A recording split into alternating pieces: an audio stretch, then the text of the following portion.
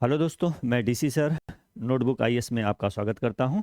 आइए आज हम एनसीईआरटी के 6 क्लास की अगले चैप्टर पर इंटर कर रहे हैं और वो चैप्टर है आपका आखेट।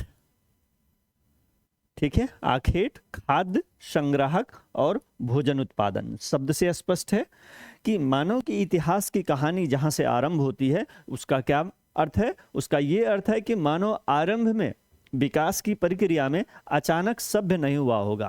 वो विकास की प्रक्रिया लंबे वर्षों तक चली होगी और उसका परिणाम है वर्तमान मानव अपने सभ्यता के जिस चरमोत्कर्ष या मूल्य पर है उसका आगाज कहाँ से हुआ।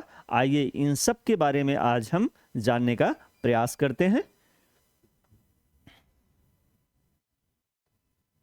देखिए, सामान्य समझ के लिए आखेट खाद्य संग्राहक से भोजन उत्पादन तक, अगर यहीं पर एक प्रश्न हम आपके सामने क्रिएट कर दें तो वो प्रश्न क्या होगा आपका?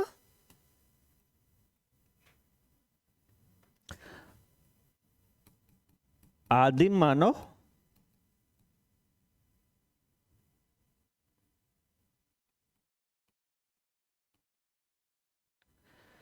शिकारी एवं संग्राहक से लेकर भोजन उत्पादन तक की यात्रा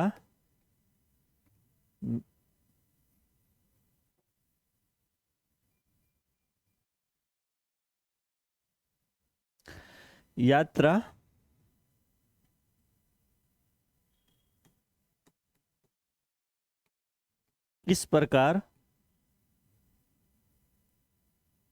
की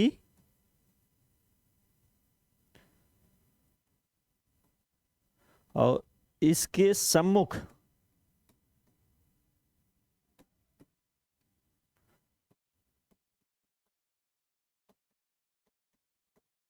कौन कौन सी समस्याएं आई, स्पष्ट करें। ये एक प्रश्न होगा जो आईएएस के कंपैरेटिव ये प्रश्न है। आदिम मानव शिकारी एवं संग्राहक से लेकर भोजन उत्पादन तक की यात्रा किस प्रकार की, इसके सम्मुख कौन कौन सी समस्याएं आई, आज का इस चैप्टर का एक प्रश्न है। इस प्रश्न की व्याख्या, अगर इस प्रश्न को चैप्टर को आप पढ़ते हैं तो इसके प्रश्न का उत्तर बड़े आसानी से इतना सक्षम हो जाएंगे कि ना केवल इस प्रश्न को 250 शब्दों में, 150 शब्दों में, इवन अगर चाहें तो 400-500 शब्द भी लिख पाएंगे। इस प्रश्न को ध्यान में रखें। लास्ट में इस प्रश्न को आप लोग उत्तर लिख करके कमेंट और व्हाट्सएप कर सकते हैं दिए गए नंबरों पर। आईएएस नोटबुक्स के ऐप को डाउनलोड करके बाकी की सूचनाएं आप प्राप्त कर सकते हैं। इसके बारे में प्रश्न को कैसे प्रारूप बनाया जाएगा, कैसे लिखा जाएगा, आपको एक टीम यहां से कम्युनिकेट करेगी। आखेटक खाद्य संग्राहक, देखिए कि आज वर्तमान में अगर प्राचीन चीज की यात्रा करना हो तो उसका स्वाभाविक सा बात है कि आज यात्रा करने के तीव्रतम साधनों में से एक साधन रेलगाड़ी या ट्रेन है, जिनके माध्यम से आप आसानी से देश के एक कोने से दूसरे कोने की यात्रा आसानी से कर सकते हैं। अगर एक ऐसा अनजान बच्चा जो पहली बार रेल की यात्रा करता है तो उसके सामने कई सारे जिज्ञासावश अनसुलझे प्रश्न दिमाग में आते हैं और जिसका समाधान करना आसान काम नहीं है। इस सारे समाधान का उत्तर इस चैप्टर में क्रमशः आपको मिलेगा। देखिए कि स्वाभाविक सी बात है कि रेलगाड़ी से पहले कोई व्यक्ति यात्रा कैसे करता रहा होगा, तो रेलगाड़ी से पहले जो साधन रहे होंगे, अगर इसी प्रक्रिया को प्रश्न पूछते पूछते अंतिम समय में जाएं तो प्रश्न उठेगा कि एक समय ऐसा था जब व्यक्ति के पास आवागमन के कोई माध्यम नहीं थे, बल्कि वो पैदल यात्रा करके इधर से उधर घूमा करता था, जाया करता था, जिसमें लंबा समय लगता था, लंबा श्रम लगता था और कई सारी समस्याएं और चुनौतियां होती थी। तो सहज ही एक विद्यार्थी अपने आप को, उस जिज्ञासा को शांत तब कर पाएगा जब इस चैप्टर को, ओरिजिन को, इतिहास के जानने का पहली कड़ी कहाँ से शुरू होती है? पुरापाषाण काल, मध्यपाषाण काल, नवपाषाण काल। तो उन्हीं में से कुछ समझ हम बनाते हैं। देखिए आरंभिक मानव, अगर हम बात करें आरंभिक मानव, तो आरंभिक मानव जो पृथ्वी पर आया है उसे हम दो रूपों में समझ सकते हैं कि एक, पृथ्वी की जो निर्माण की संरचना है वो संरचना 4 चरणों में विकसित हुई है। उन्हीं में से जो चौथा चरण है उसे क्या बोलते हैं, क्वार्टरनरी या चतुर्थक। क्या बोलेंगे, क्वार्टरनरी या चतुर्थक। इसमें 2 काल होंगे, एक होगा प्लेस्टोसीन और दूसरा होगा होलोसीन। क्या होगा, एक प्लेस्टोसीन, दूसरा होलोसीन। इस क्रम में ही ये कड़ी आपके सामने आएगा। अगर इससे पहले की बात करें तो थोड़ा सा और आगे एक काल आएगा, उसको हम बोलते हैं प्लायोसीन। प्लायोसीन में पहली बार होमोनिड मानव का जो आदि पूर्वज था उसके पहले, या होमोनिड से ही मानव का निकटतम पूर्वज विकसित होएगा। तो मायोसीन काल में होमोनिड का काल भी कहा जाता है। होमोनिड से ही जो अगली कड़ी सामने आएगी, होमोनिड से ही जो अगली कड़ी आपके सामने आएगी वो क्या होगा, ऑस्ट्रेलोपिथेकस।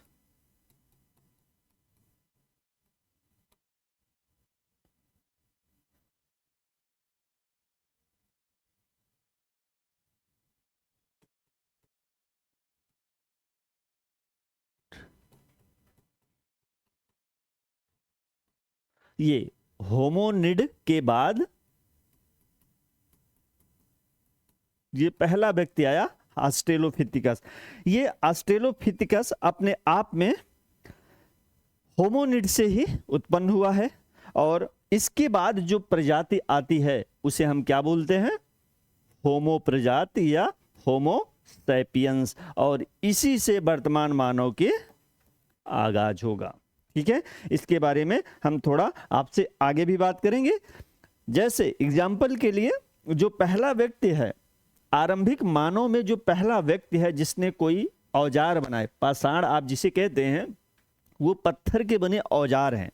इस प्रकार का पहला मानव जो है, औजार बनाने वाला मानव, वो कौन था, होमो हैबिलस। होमो हैबिलस। क्लियर हुआ। ये पहला मानव था जो अफ्रीका के जंगलों में आरंभ में ये रहता था, और इसने पत्थर को औजार के रूप में प्रयोग किया। फिर इसी तरीके से आगे ये पूरी तरीके से सीधा खड़ा नहीं हो सकता था। तो दूसरे क्रम में जो अगला निकल करके मानव प्रजाति आपके सामने आएगी उसका नाम है होमो इरेक्टस। क्या नाम है, होमो इरेक्टस। ये पहला मानव है जो सीधा खड़ा होता था। सीधा खड़ा होने के क्या मतलब है, आज भी नर बानर जो होते हैं वो 4 पैरों से चलते हैं। ठीक है, और इन्हीं की एक अगली कड़ी जो लंबे करोड़ों वर्षों के बाद अपने शारीरिक संरचना में बदलाव किया, और वो जंगलों के बड़े बड़े पेड़ों से निकल करके जमीन पर आया, और जमीन पर उसके लंबी विकास प्रक्रिया के बाद ये व्यक्ति हम जैसे लोग की तरीके से, मतलब आज का मानव जो है वो खड़े होकर के चलने लगा। और इस प्रक्रिया में मानव के रिवोल्यूशन का एक आगाज भी है। नाम क्या है, होमो इरेक्टस। पहला ऐसा पर्सन है जो खड़े होकर के सामने आया, और ये विकास के एक अगले चरण के रूप में सामने आया। और प्रथम व्यक्ति यही है जो अग्नि का, आग का प्रयोग करने वाला ये व्यक्ति भी है। ध्यान में रहे, आग का प्रयोग भी इस व्यक्ति ने किया है। क्या नाम है, होमो इरेक्टस। और फिर इसके बाद जो अगला नाम आएगा होमो सैपियंस। इसके जस्ट बाद क्या नाम आएगा, होमो सैपियंस।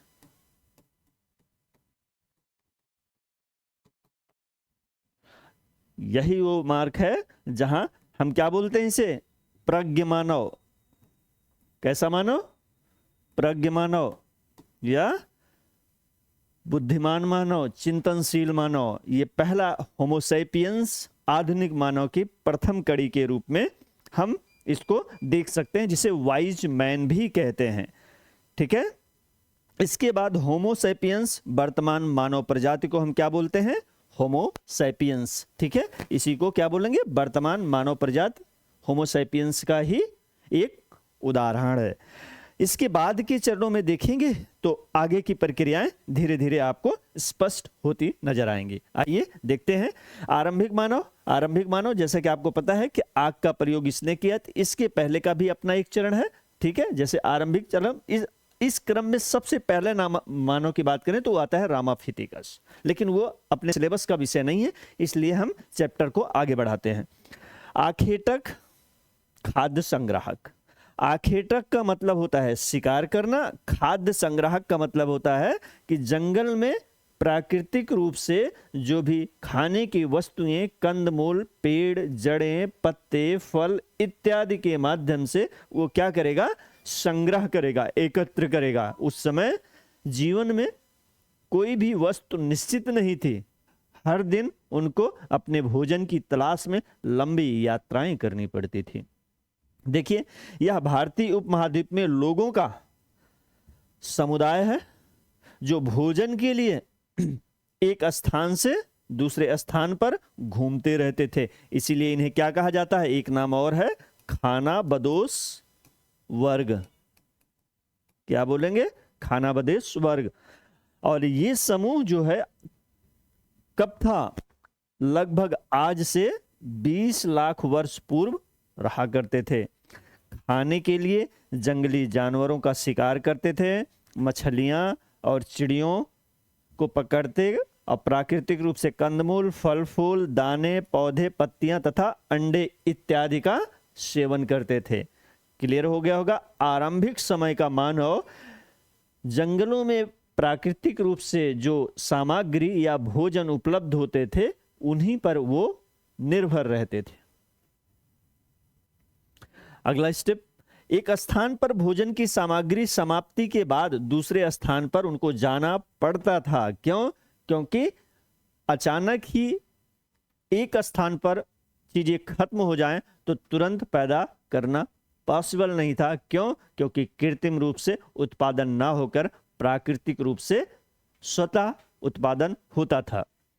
इसी प्रकार से पौधे, फल, जानवर, शिकारी जानवर या मवेशी, क्या लिखा है? शिकारी जानवर या मवेशी जैसे हिरण के चारे की तलाश में एक जगह से दूसरे स्थानों पर विचरण करते, इनका शिकार करते और लोग इनका पीछा करते थे। अब देखिए, शिकारी जानवर या मवेशी जैसे हिरण चारे की तलाश में, कहने का मतलब है उस समय के मानव जीवन की दो मूलभूत आवश्यकताएं वो क्या थी? एक भोजन और दूसरा पानी। पानी की तलाश में मानव भी और शिकारी या शिकार, कोई भी जंगल का जो जीव या जानवर होगा उसको भी पानी की जरूरत होती है। तो पानी के स्रोत के आसपास शिकार करना आसान हो जाता था। तो इस प्रक्रिया में कई बार मानव जानवरों का पीछा करता था और इस क्रम में क्या हुआ कि वो जानवर विचरण करते रहते थे, लेकिन इनका शिकार करने के लिए लोग उनके पीछे जाते थे। लेकिन समस्या ये थी कि प्रकृति में सब कुछ अचानक नहीं होता, जैसा कि आज अब वर्तमान में भी देख रहे हैं कि प्रकृति में चीजों के पैदा होने या उत्पन्न होने का अपनी एक सुनिश्चित तरीका होता है। वो तरीका क्या था? मौसम के अनुसार पेड़ों का उगना, बीजों का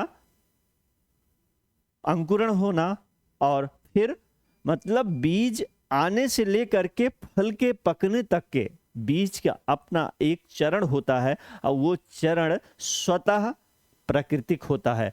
तो अब मानव को एक प्रश्न था कि ये भी उनके सामने चुनौती थी कि वो ये जाने कि ऐसा होता क्या है, और इसका परिणाम क्या था कि प्रकृति अपने आप को कभी शीत में और तो कभी गर्म जैसी जलवायु का सामना करना पड़ता है।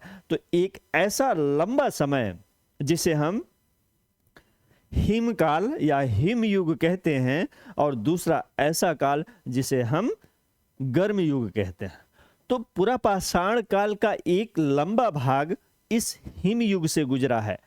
जब धीरे धीरे जलवायु का परिवर्तन हुआ तो जीवन अपेक्षाकृत आसान हुआ। और इस प्रक्रिया में देखेंगे तो मौसम के अनुसार पेड़ पौधों में फल फूल आते थे, इसलिए मौसम के अनुसार उनका घूमना संभव हो पाया है।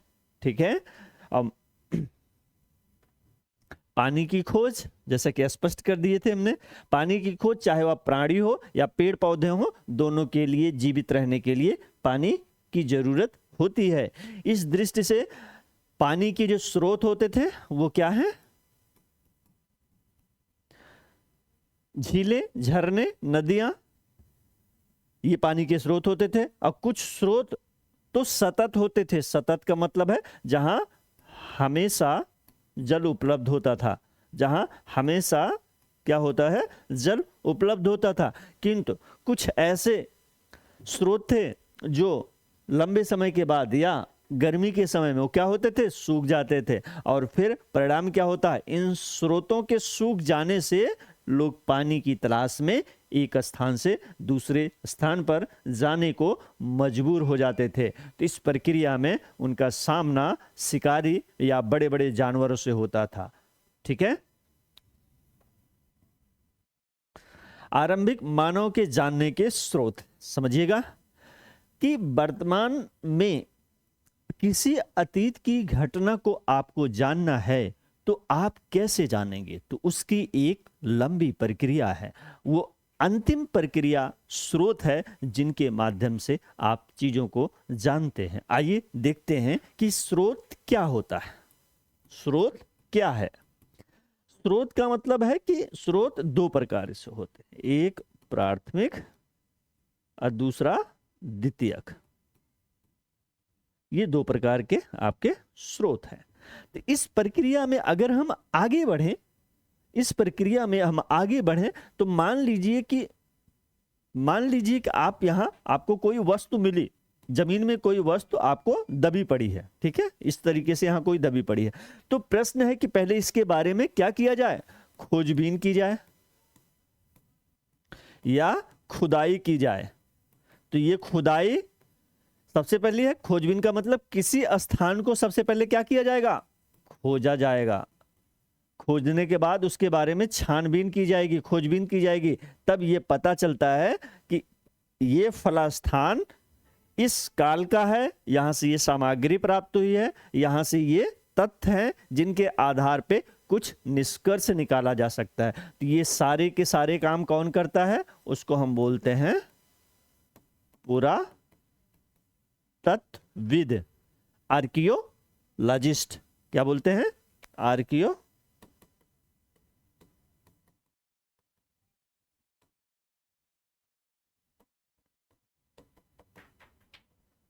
आर्कियोलॉजिस्ट। ठीक है।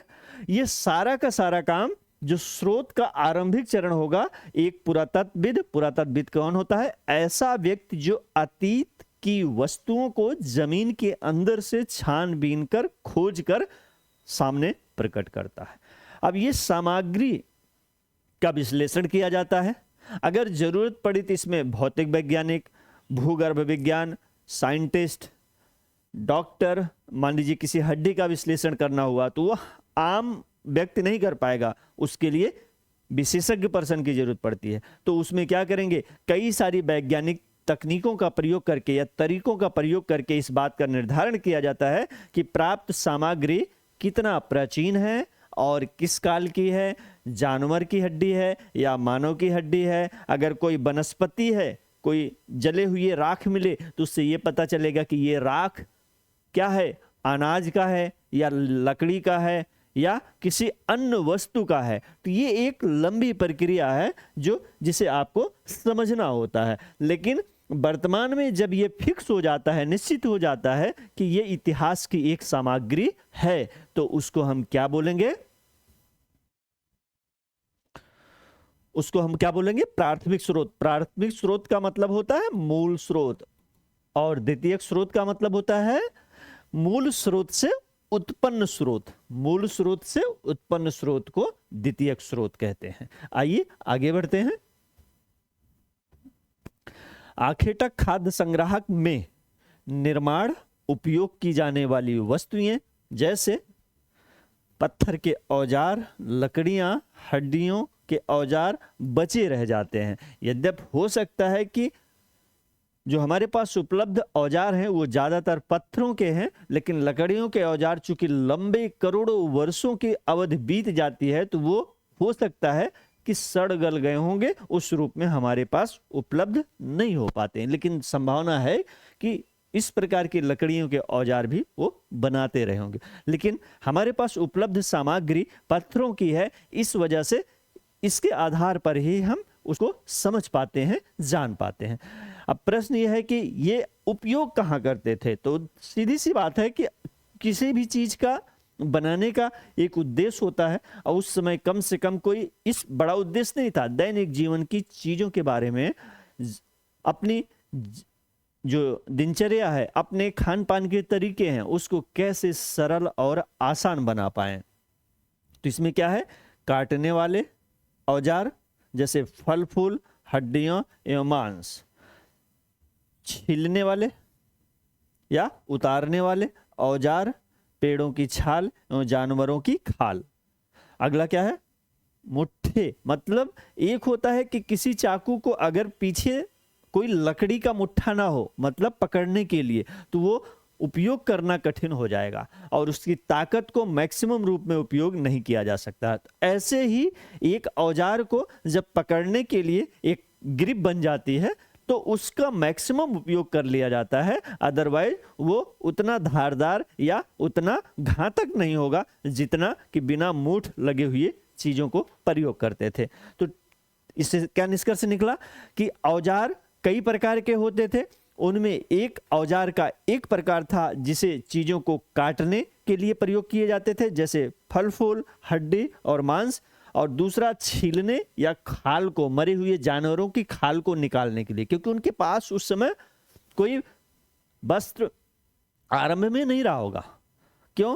क्योंकि प्राकृतिक के जो पत्तियां होती थी या जो आसपास के पौधों से चीजें मिलती थी, उन्हीं को अपना क्या होता था, वस्त्र के रूप में प्रयोग करते थे। और उसके बाद जब ठंड का महीना होता था तो उसमें जानवरों के खाल के माध्यम से वो अपने शरीर की सुरक्षा करते थे। तो ऐसे भी कुछ औजार हैं जो सिलने के काम में, पत्थरों के माध्यम से इस प्रकार के सिलने वाले औजार भी थे, जो कि एक सूक्ष्म विश्लेषण वाले औजार होते हैं। ठीक है, तो पेड़ों की छाल, जानवरों की खाल, और फिर देखिए भाले और बाण, ये भी अपने आप में एक विशेषता है।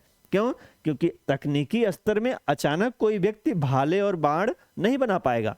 क्यों? क्योंकि ये क्या दिखाएगा, एक कारीगर कुशलता को स्पष्ट करता है। पूरा पाषाण काल से लेकर के नव पाषाण काल के बीच में पत्थरों के तकनीकी विशेषता पर अगर विश्लेषण किया जाएगा तो पत्थरों का पैनापन, पत्थरों का बिना गढ़े हुए या अनगढ़ पत्थर, तो अनगढ़ पत्थर और गढ़े हुए पत्थर के बीच में एक तकनीकी विकास की प्रक्रिया की भी जानकारी आपको मिलेगा। कई सारे औजार अचानक नहीं बनते हैं, जिसे हम पेबुल या बटिकास्म कहते हैं। मान लीजिए कोई पत्थर मिलता है तो वो लंबे वर्षों के बाद कट छट करके क्या होगा, गोल रूप में आपके सामने आता है। लेकिन अगर उससे कोई औजार बनाना है तो वो औजार, उससे चिप्पड़ निकालना आसान काम नहीं है। फिर उसके बाद उस चिप्पड़ को धार देना, और धार अपनी जरूरत के अनुसार। तो इस पत्थरों के माध्यम से आरंभिक पत्थर, जिसे पेबुल कहते हैं, बटिकास्म कहते हैं, उसी के बाद कई सारे उस मेन पत्थर से, जैसे एग्जाम्पल के लिए कि एक कोई पत्थर हो, देखिएगा ये मान लीजिए ये कोई पत्थर है, अब इनमें से ऐसे आप एक निकाल दिए, तो अब ये धार कैसे बन जाएगी इसका, देखिएगा कुछ इस तरीके से बन गई। अब देखिए ये मेन जो पत्थर था, अब ये क्या होगा, धार निकल गई, तो इसको क्या बोलेंगे, ये मूल पत्थर है, और ये सल्क वाला, फलक वाला, सल्क वाला पत्थर है, जिससे निकाला गया पत्थर है।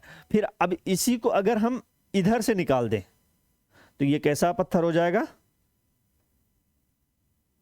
ये घातक प्रकार का हथियार यूज हो जाएगा। लेकिन यहां से लेकर के यहां तक, यहां से यहां तक आने में कई करोड़ों वर्षों लग गए थे लोगों को। ठीक है, आगे देखते हैं। लकड़ी काटने वाले औजार। देखिए, ईंधन के रूप में लकड़ी का प्रयोग होता था।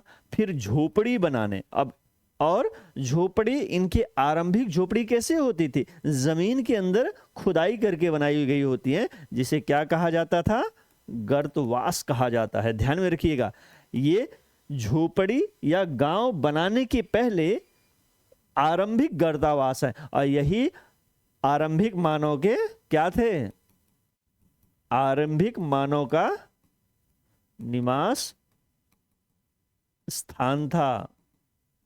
ठीक है, आगे देखते हैं। खोदने वाले, मतलब ऐसे भी है, जैसे मान लीजिए किसी जड़, पेड़ की जड़ को खोदना हुआ तो उसके लिए खुदाई काम, जैसे जड़ों को खोदने के लिए भी एक अलग प्रकार के, वस्त्रों को सिलने के लिए भी अलग, जैसे जानवरों की खाल इत्यादि।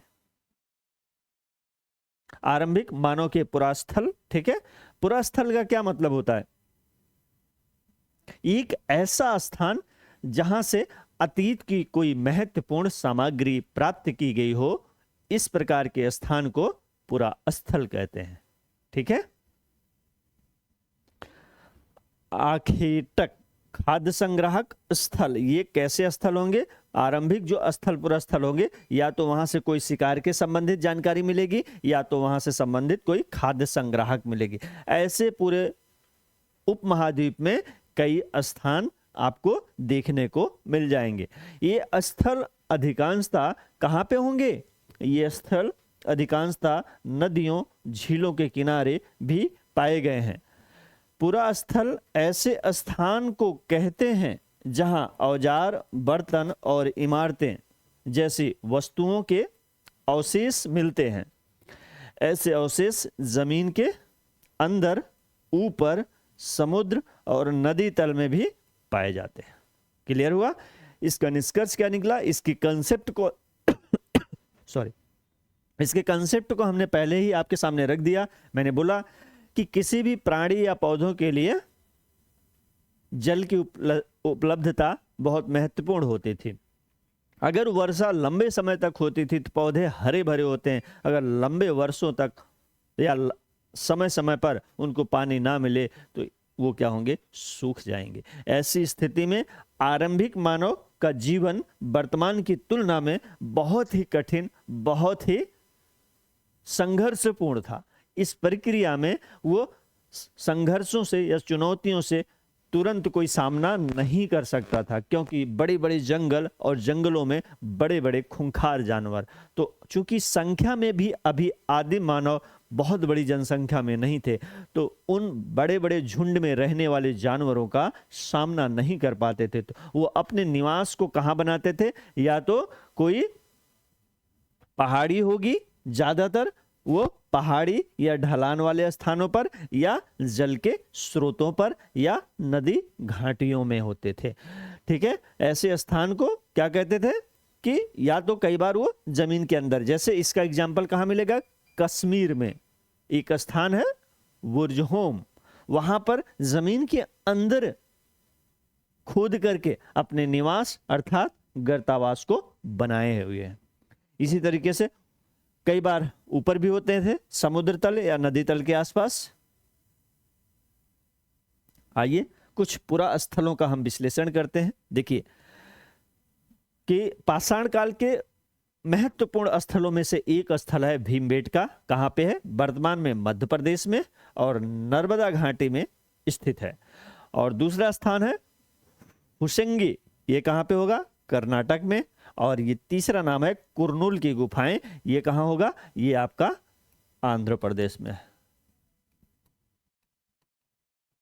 ठीक है, तो आइए, ये महत्वपूर्ण क्यों है? क्योंकि भीमबेटका कम से कम पाषाण काल में अपने स्थापत्य चित्रकला के लिए जाना था, मतलब शैल चित्रकला के लिए। यहाँ आदिम मानव ने कई प्रकार की चित्रकारियां हमारे लिए या छोड़ रखी है, जिसे खोजबीन के बाद पता चलता है। और वो शानदार चित्रकारियां हैं। अधिकांश चित्र जो बने हैं वो किस पर, उनका विषय क्या है? वो पशुओं पर आधारित विषय है। इसी प्रकार से हुसंगी कर्नाटक का है, ये भी पाषाण काल का आरंभिक समय का एक स्थान है। कुरनील की गुफाएं, यहां से देखिए राख के अवशेष, ये इसकी विशेषज्ञता है। क्या? राख के कुछ अवशेष मिलने से पता चलता है कि यहाँ के आरंभिक लोग आग को जलाना और इस्तेमाल करना सीख गए थे। ठीक है। जिन गुफाओं में शैलचित्र, शैलचित्र का मतलब है पत्थरों पर चित्र या कुछ उत्कीर्ण करना, और किसके द्वारा? उस समय के लोगों के द्वारा, आदिम मानव के द्वारा। जिन गुफाओं में लोग रहते थे उनमें कुछ दीवारों पर चित्र बने हैं। एग्जाम्पल इसके कहाँ से होंगे? भीमबेटका, मध्य प्रदेश के नर्मदा घाटी में स्थित इस पुरा स्थल से गुफाओं, कंदराओं में लोग क्या करते थे? लोग बारिश की वजह से, धूप से, हवाओं से बचने के लिए अपने निवास के रूप में इस स्थान को चुना था, और इन गुफाओं में भी वो रहते थे। और व्यक्ति जहां रहेगा अपने जीवन के बारे में वहीं कुछ ना कुछ सुराग छोड़ जाएगा। उन्हीं सुरागों में से एक क्या है? शैल चित्रकला, जो कि भीमबेटका में प्राप्त होती। इसी प्रकार के एक और स्थल है, दक्षिणी उत्तर प्रदेश में है, जहां पर इन गुफाओं में कुछ सुंदर चित्र प्राप्त होते हैं। इनमें जंगली जानवरों को बड़ी कुशलता के साथ सजीव चित्रण किया गया है। अब प्रश्न उठता है कि मानव ने इन चित्रों में अधिकांशतः जानवरों को ही क्यों चित्रकारी की? तो स्वाभाविक सी बात है कि जीवन में जिसका रोल अधिक होगा उसके बारे में व्यक्ति ज्यादा समय सोचेगा, ज्यादा समय उसके जीवन को प्रभावित करेगा। और चूंकि आपको बताया कि ये जीवन कैसा है, आखेटक, शिकारी, संग्राहक, तो ये सारी की प्रक्रियाएं पशुओं पर निर्भर करती हैं या शिकार पर निर्भर करती हैं। तो जो जीने के आधार स्तंभ थे उस समय क्या थे? शिकारी और संग्राहक। तो स्वाभाविक सी बात है कि जीवन के आधार स्तंभ जब शिकार था तो उनके जीवन के वैचारिक सोच की प्रक्रिया में भी पशु ही आए होंगे। क्यों? क्योंकि चित्रकारी अचानक पैदा नहीं होती है। चित्र बनाने के लिए व्यक्ति को कुछ अवसर चाहिए, या तो समारोह, या चाहे वो विजय के उपलक्ष्य में, या चाहे किसी समारोह के माध्यम से। लेकिन चित्र बनाने के पहले वो निश्चित रूप से चिंतनशील विचार किया होगा। अब विचार की पहली कड़ी में सोचिए कि आज के चित्र से तुलना करें तो वो चित्र बहुत ही निम्न कोटि के हैं, लेकिन आरंभिक स्तर की बात करें तो उनकी कला, कौशल और सोच को भी दिखाता है। और वो विकास की प्रक्रिया के आरंभिक चरण में किस तरीके से सोचते थे वो आसानी से यहाँ के चित्रों को देख करके आप अंदाजा लगा सकते हैं, और उनके बारे में, उनकी सोच के बारे में आप कुछ न कुछ अपने से अभिव्यक्त कर सकते हैं कि उनके जीवन प्रणाली किस प्रकार रही होगी। आगे की खोज, ठीक है, आगे की खोज, जैसा कि मैं बताऊं कि आग की खोज यद्यपि काफी पहले कर ली गई थी, अमूमन पुरा पाषाण के अंतिम चरण या मध्य पाषाण कह लीजिए, लेकिन इसका व्यापक रूप से प्रयोग कब शुरू होगा? नवपाषाण काल में। आग की खोज काफी पहले कर ली गई होगी। क्यों? क्योंकि आग की खोज की एक प्रक्रिया स्वाभाविक सा अर्थ है जिसके बारे में मैं थोड़ा सा पहले वाले लेक्चर में भी बोल चुका हूं। तो आग का जो व्यापक प्रयोग है वो किस समय का है? नवपाषाण काल में। लेकिन खोज बहुत पहले भी की जा चुकी थी, तो ध्यान में रहे। इसी तरीके से देखिए, या तो वो प्रकाश के लिए, मांस को भून के खाने के लिए, और खतरनाक जानवरों के से स्वयं की रक्षा के लिए। क्यों?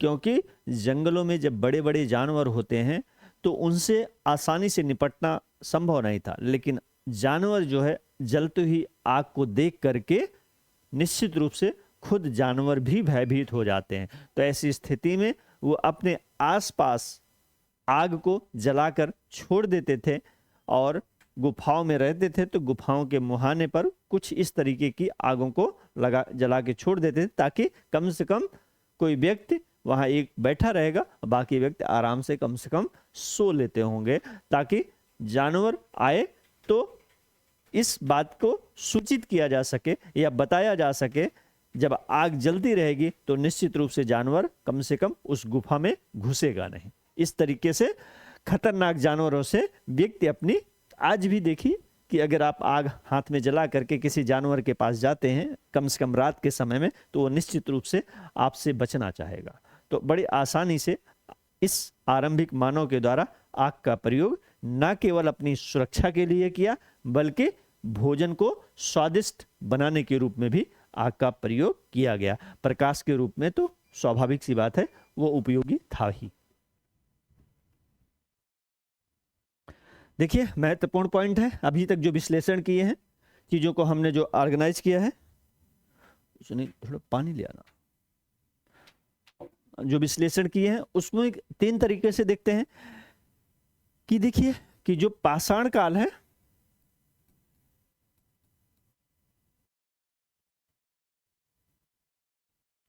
पाषाण काल का मतलब है पत्थर की बनी सामग्री, ठीक है। तो पाषाण काल में 3 भाग हैं, पूरा पाषाण, मध्य पाषाण और नवपाषाण, ये 3 प्रकार के हैं। अब पूरा पाषाण में भी 3 भाग है, एक आरंभिक, दूसरा मध्य और तीसरा उच्च। तो आइए देखते हैं कि चूंकि ये नाम पुरातत्वविदों के द्वारा रखे गए हैं, तो पूरा पाषाण मानी पूरा, पूरा का यानी प्राचीन, पाषाण का मतलब पत्थर। यह नाम पुरा स्थलों से प्राप्त पत्थरों के औजारों के महत्व को बताता है। यह अवधि 20 लाख वर्ष पहले से 12,000 वर्ष पहले की है। किसका? ये वाला पहला वाला पूरा पाषाण काल, ठीक है। पूरा स्थलों से पत्थरों के आधार पर यह काल का निर्धारण किया गया है। नाम से स्पष्ट है, पूरा यानी प्राचीन, पाषाण यानी पत्थर। समय 20 लाख वर्ष से पहले से 12,000 वर्ष पहले। अब ये 3 भागों में, आरंभिक, लोअर स्टोन एज, दूसरा मध्य पाषाण मिडिल स्टोन एज, और तीसरा उत्तर पूरा पाषाण मतलब अपर स्टोन एज। अब सबसे महत्वपूर्ण ये एग्जाम्पल, ये देखिए, ये थोड़ा सा महत्वपूर्ण तथ्य है, एडवांस लेवल का तथ्य है। अगर हम पूरे पाषाण काल को एक इकाई के रूप में ले, एक यूनिट के रूप में ले, तो उनमें से जो पहला काल है ये पूरा पाषाण काल, इस काल में मानव ने अपने जीवन का लगभग 99% टाइम इसी में खर्च किया। आप आइडिया लगा सकते हैं कि ये 20 लाख वर्ष पहले से 12,000 वर्ष पहले तक की कहानी है। तो मानव ने अपने पूरी जीवन यात्रा का 99% भाग किस में बिताया है? पूरा पाषाण काल में। पाषाण काल का एक भाग है, आरंभिक भाग है, क्या है? पूरा पाषाण काल। तो आइए अगले स्टेप पे चलते हैं। दूसरा भाग, जैसा कि मैंने बताया कि पाषाण काल के 3 भाग हैं, उनमें से दूसरा भाग ये है मध्य पाषाण युग, जिसे हम क्या बोलेंगे? मेसोलिथिक। मेसो का मतलब होता है सूक्ष्म, मेसो का मतलब होता है सूक्ष्म, ठीक है। जिस काल में पर्यावरणीय बदलाव मिलते हैं उसे क्या बोलते हैं? मेसोलिथ काल कहते हैं। इसकी अवधि कितना है? 12,000 वर्ष पहले से लेकर के 10,000 वर्ष पहले तक का। क्लियर है? 12,000 वर्ष पहले से, तो यह अवधि कितना? 12,000 वर्ष पहले से लेकर के 10,000 वर्ष पहले तक का है। इस समय के पाषाण औजार क्या हैं? बहुत छोटे हैं। मैंने पहले ही बताया, छोटे का मतलब सूक्ष्म, सूक्ष्म का मतलब मेसोलिथिक, जिन्हें माइक्रोलिथ यानी लघु पाषाण कहा जाता है। इस युग में औजारों में, इस समय के औजार जो हैं, हड्डियों, लकड़ियों के मुट्ठे लगे हंसियों और आरी जैसे ये घातक हथियार हैं तुलनात्मक रूप से अगर बात करें। पूरा पाषाण वाले औजार भी इस समय तक चलते आ रहे हैं। मतलब पहले चरण के जो हथियार हैं पत्थर के, वो ऐसा नहीं है कि इस समय बंद हो गए हैं, वो चलते हैं, लेकिन किसी भी काल की जो पहचान होती है ना, कुछ स्पेसिफिक अलग हो, कम से कम उस नाम का, हर नाम के पीछे कुछ ना कुछ काम होना चाहिए। तो वो काम क्या है? मध्य पुरा पाषाण इसलिए रखा गया, इसके दो रीजन है कि एक तो अगर ये मान लीजिए कि ये पुरा पाषाण, ठीक है, और ये आपका नव पाषाण, ये नव, ये पुरा पाषाण, तो ये बीच वाला क्या है? मध्य पाषाण काल। लेकिन मध्य पाषाण काल कैसा काल है? ये संक्रमण का काल है, ट्रांजिशन एज है। ट्रांजिशन का मतलब है कि दोनों की, इसमें पुरा पाषाण की भी विशेषताएं पाई जाएंगी और नव पाषाण की विशेषता, लेकिन कुछ विशेषता अलग होगी, उसी की वजह से इसको नाम को मध्य बोलते हैं। वो विशेषता क्या है? लघु पाषाण उपकरण, इसीलिए इसे अलग से कैटेगराइज करना पड़ा।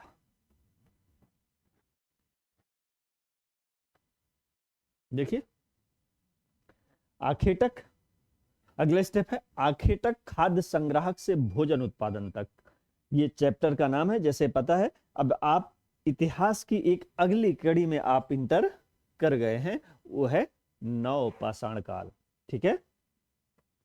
तो नव पाषाण काल आपके लिए इंपॉर्टेंट क्यों है? क्योंकि यह वो काल है जहां मानव जीवन अपने अस्थाई प्रक्रिया की ओर बढ़ने लगा, ठीक है। तो इसका अवधि कितना है? 10,000 वर्ष पहले। क्लियर है? 10,000 वर्ष पहले। अब ध्यान रखिए कि नव पाषाण काल वो चरण है जब व्यक्ति कृषि के रूप में अस्थाई जीवन का आरंभ कर चुका है। ये अस्थाई जीवन कृषि उत्पादन, मतलब क्या हुआ कि पहले जो वो कृषि या अन्न उत्पादन दो तरीके से होता है, एक जंगली और दूसरा कृत्रिम। अब व्यक्ति इस समय तक आते आते, कृत्रिम का मतलब है मानव खुद बीज को बोता था, सफाई करता था, जंगलों को काटता था और अच्छी तरीके से उसको निराई गुड़ाई इस तरीके से कर करके वो व्यक्ति क्या करता है कि बीज को बोता, अंकुरण करता। अब ये पूरी प्रक्रिया में बहुत सारी चीजों की जरूरत पड़ती होगी। क्यों? क्योंकि लंबे समय के बाद खाद्य संग्राहक, बात समझिएगा थोड़ा, कृषि के आरंभ के पहले क्या किया होगा? पशुपालन। पशुपालन के पहले आखेट या संग्राहक, ठीक है। अब यहां से लेकर के यहां पहुंचने की प्रक्रिया करोड़ों वर्षों में लगा होगा। अब ये पशुपालन सबसे पहले क्या किया होगा? कुछ जानवरों को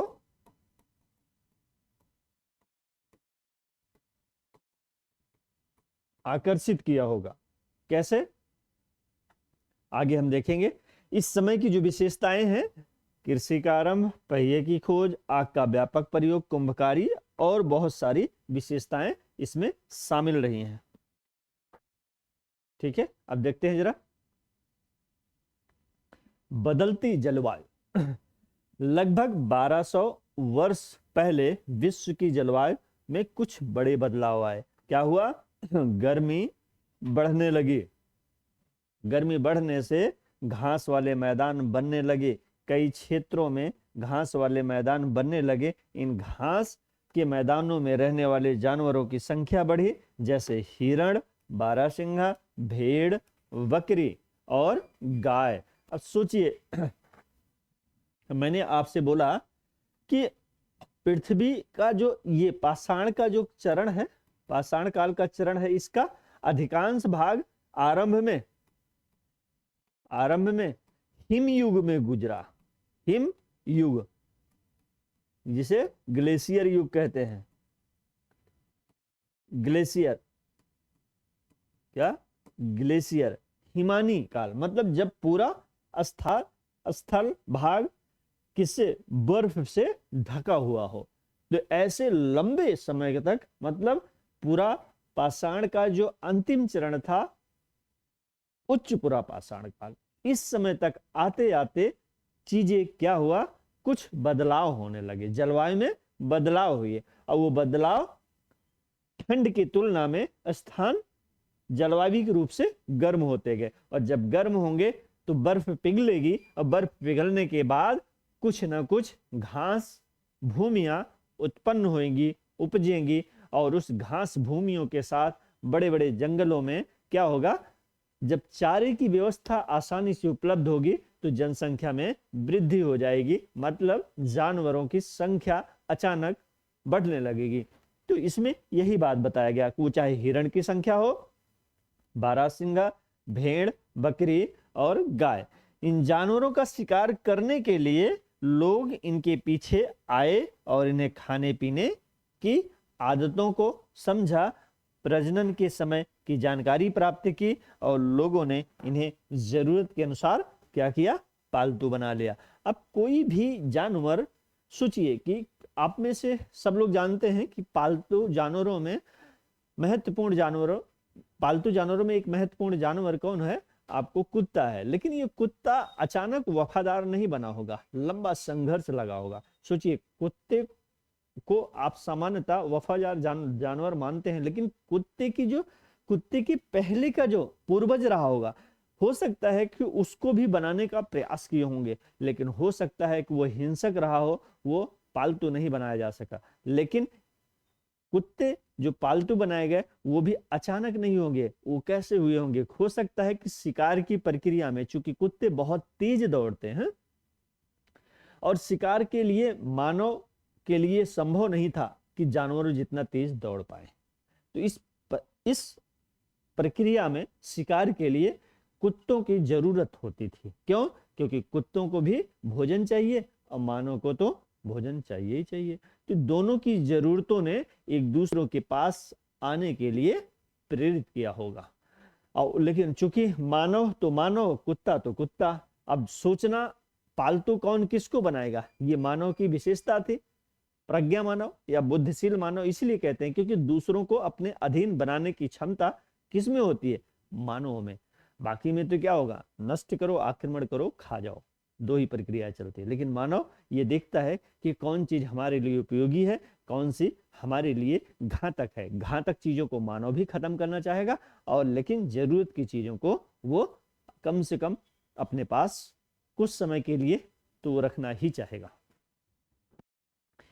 ठीक है, तो अब देखिए धीरे धीरे जब ये पता चला कि अगर ये कोई जानवर हमारे लिए जरूरी है, महत्वपूर्ण है, तो वो निश्चित रूप से उसके बारे में खोजबीन करेगा।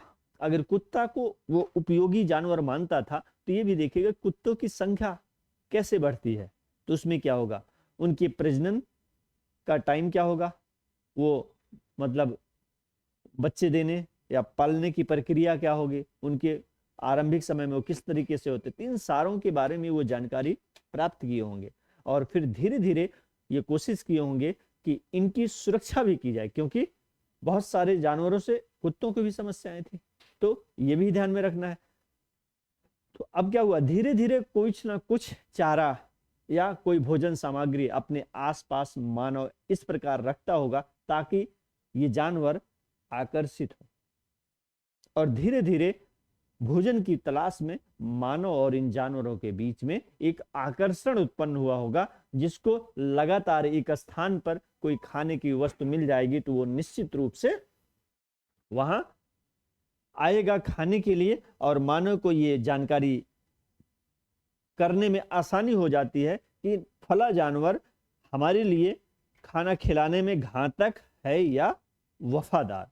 तो ये विकास की प्रक्रिया रही होगी जिसमें एक मानव कुत्ते को पालतू बनाया होगा। इसी के बाद अगली कड़ी में दूसरा जानवर लिए होंगे, जैसे क्या होगा, भेड़ बकरी, फिर उसके बाद गाय आई होगी, उसके बाद बहुत सारे जानवर को पालतू बना लिया होगा। इस काल में मछली क्या हुआ, चूंकि जलवायु बदली तो पिघली बर्फ पानी के रूप में होगा, तो मछली भी इस समय महत्वपूर्ण भोजन के रूप में आदिम मानव के पास रही होगी।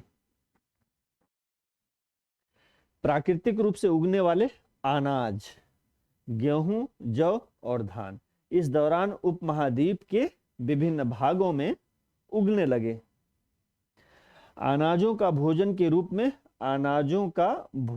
रूप में एकत्र करने का कार्य शायद महिलाओं, पुरुषों और बच्चों द्वारा किया जाता था।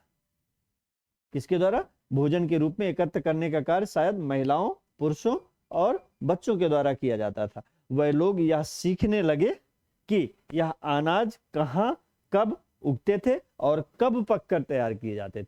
तो ये चूंकि इस समय, मतलब अगर हम खेती के पहले की बात करें तो वो प्राकृतिक रूप से जो जंगल में स्वतः कोई बोता नहीं था, अपने आप कोई बीज पौधा उग गया होगा और उसको आरंभिक समय में लंबा समय लगा होगा कि किसी बीज को देखे होंगे, वो अंकुरण हुआ होगा, फिर उससे फल लगा होगा, फल का सेवन किए होंगे, लेकिन फिर धीरे धीरे वो बीज के रूप में जब देखे होंगे कि प्रकृति में स्वतः कोई चीज पैदा हो रही है, तो क्यों ना उसको थोड़ा प्लान करके अगर हम बीज को लगा दें तो शायद अधिक मात्रा में हम अनाज या कृषि उपज प्राप्त कर सकते हैं। इस उद्देश्य से उन्होंने कोई ना कोई बीज आरंभ में उन जंगलों में कुछ जगह साफ करके, पानी को रख करके या पानी की व्यवस्था करके आरंभिक समय में प्रक्रिया प्रारंभ की होगी। तो देखिए कहां, मतलब अब कहां का मतलब क्या हुआ? बीज हर जगह तो उत्पन्न नहीं होता है, तो कोई ना कोई क्या होना चाहिए? उपजाऊ जमीन होनी चाहिए। उपजाऊ जमीन में पानी की भी उपलब्धता होनी चाहिए। फिर इसी तरीके से क्या होगा? दूसरा, कब का मतलब है कि मौसम भी जरूरी था। मौसम का मतलब अनाज 12 महीने तो उग नहीं सकते हैं, तो इसके लिए उनको क्या पता चला होगा? ऋतुओं की जानकारी भी पता चली होगी, कौन सा अनाज किस मौसम में उगाया जा सकता है। अब सोचिए कि अगर मौसम का इंतजार ना करना हो, आपको साल भर अनाज की वस्तुएं पर्याप्त मात्रा में मिले, तो जरूरी है कि जो बचे हुए अनाज हैं खाने के बाद उसको सुरक्षित रखना होगा, ताकि आप उसे अगले वर्ष बीज के रूप में प्रयोग कर सके। तो ठीक है, कब पककर तैयार हुए? पकने के बाद उस बीज का दो तरीके से सेवन होता था। एक तो उसका स्वयं उपभोग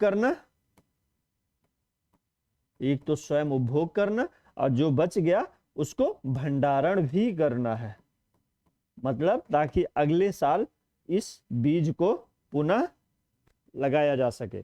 ऐसा करते हुए लोगों ने खुद क्या किया? खुद स्वयं अनाज पैदा करना सीख लिया होगा और धीरे धीरे वह कृषक बन गए होंगे। ठीक है, आई थिंक ये पूरी प्रक्रिया आरंभिक स्तर पर लेकिन बड़े बेसिक कंसेप्ट के साथ आपको समझ में आई होगी। आगे देखिए, जानवरों को पालतू बनाना। घरों के आसपास चारा रखकर आकर्षित करते हुए उन्हें पालतू बनाया होगा।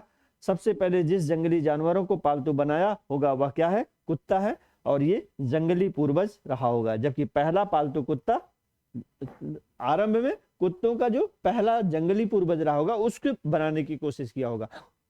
और यहाँ तक आते आते वो अपने उद्देश्य में सफल हो गए। धीरे धीरे जानवरों को अपने घरों के नजदीक आने के लिए क्या किया? उत्साहित करते थे। जैसे भेड़, बकरी, गाय और सुअर के झुंड अधिकतम घास खाते थे। ये ऐसे जानवर थे, भेड़, बकरी, गाय और सुअर को, तो ये क्या होगा? एक तो झुंड में रहते थे। इनमें से अधिकांश जानवर किस पर निर्भर थे? चरागाह या घास के मैदानों पर। लोग अन्य जंगली जानवरों से इनकी सुरक्षा करते थे। वह धीरे धीरे इस प्रकार के पशुपालक बन गए होंगे। क्लियर हो गया? अब पशुपालन का जो प्राचीनतम साक्ष्य है, अब थोड़ा एडवांस डाटा आपको मैं बता दूं यहीं पे। पशुपालन का जो प्राचीनतम साक्ष्य है वो मध्यपाषाण काल का। कहां से? बागोर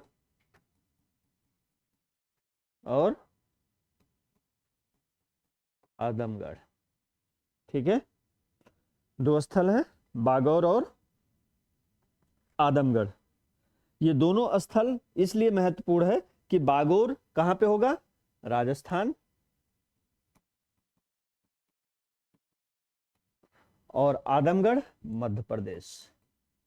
पशुपालन के प्राचीनतम साक्ष्य इन्हीं जगहों से प्राप्त होते हैं। ये जो टाइम है किस समय का है, मध्य पाषाण काल का है, ध्यान में रहे। आगे की प्रक्रिया थोड़ा और बढ़ाते हैं।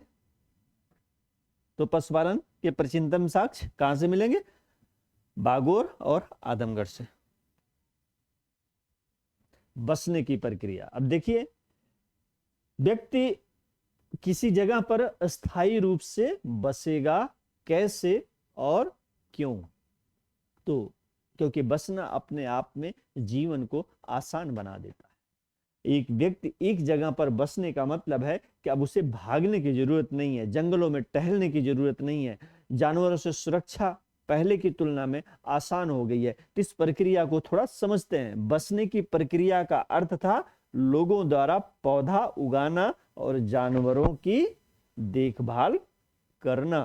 ये पौधों और जानवरों दोनों ही जंगली पौधों और जानवरों से भिन्न थे। मतलब व्यक्ति जब बसेगा, इसका मतलब है वो जंगली जानवर की तुलना में एक ऐसा जानवर अपने आसपास रखेगा जो उसका सहयोगी बन सकता होगा। इसी प्रकार एक ऐसे अनाज का उत्पादन करेगा जो प्राकृतिक रूप से ना उत्पन्न होकर के कृत्रिम रूप से खुद बो करके बीज के माध्यम से उससे उपज या फल प्राप्त कर सके।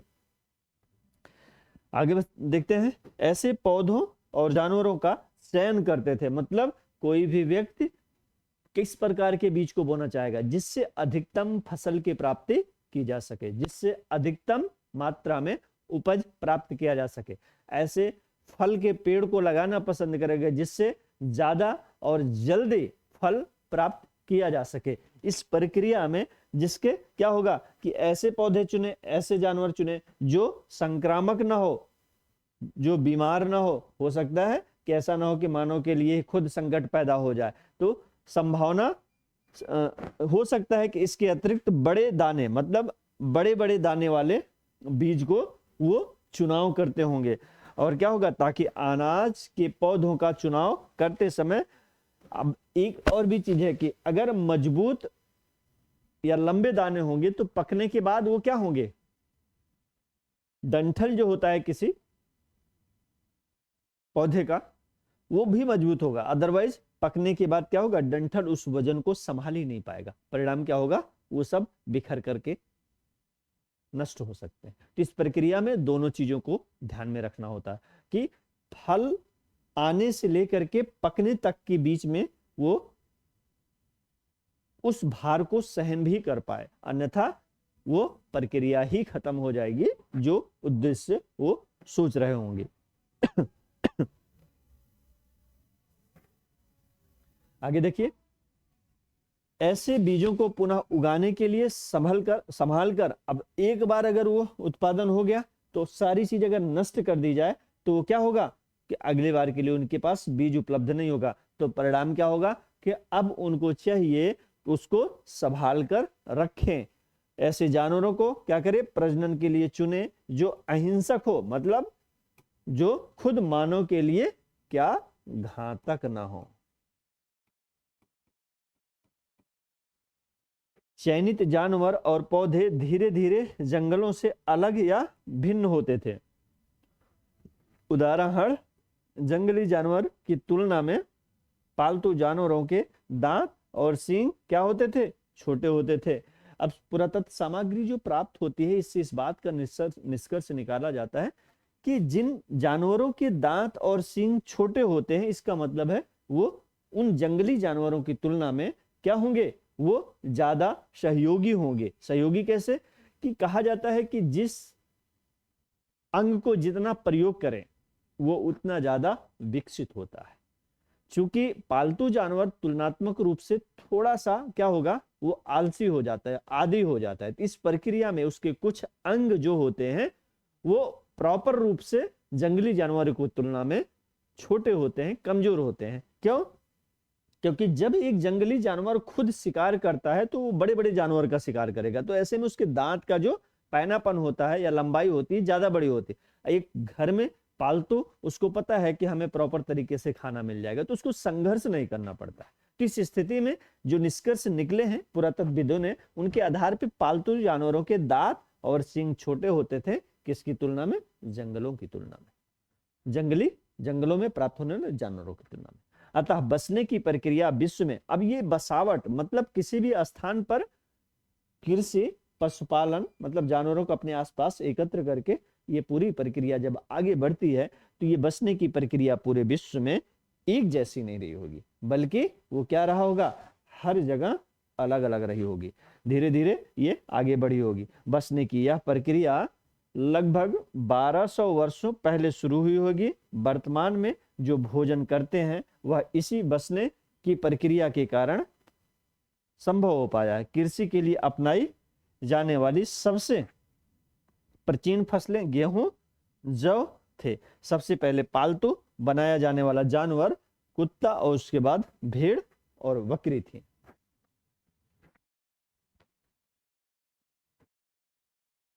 ठीक है, धन्यवाद। अगली क्लास में एक नई वीडियो के साथ आपके सामने उपस्थित होंगे। तब तक आप इसको रिवीजन करिए और नोटबुक को आगे बढ़ाइए, क्योंकि हम लोग पूरी टीम के साथ आपके लिए जो काम कर रहे हैं वो हमारे मोटिवेशन के लिए जरूरी है कि आप इसे लाइक और सब्सक्राइब जरूर करें।